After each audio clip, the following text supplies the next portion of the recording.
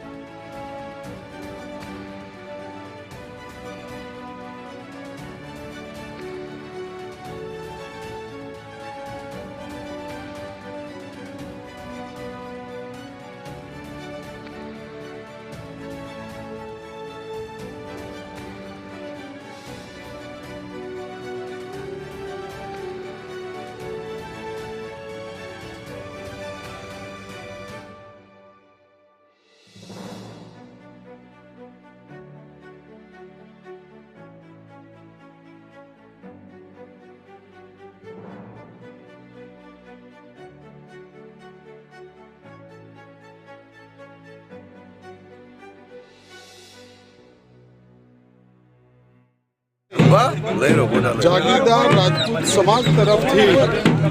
કાર્યકર્તાઓની મિટિંગમાં ભારતીય જનતા પાર્ટીને ખુલ્લું સમર્થન મળ્યું છે। ક્ષત્રિય સમાજમાં પ્રમુખ કરણસિંહ વાઘેલા બાપુ અને ભારતીય જનતા પાર્ટીના વડા ઈસીજી વાઘેલા બધા જ કાર્યકરોએ સાથે મળી અને ભારતીય જનતા પાર્ટીને જીતાડવા માટે સૌએ આહવાન કર્યું છે। જય હિન્દ, જય ભારત।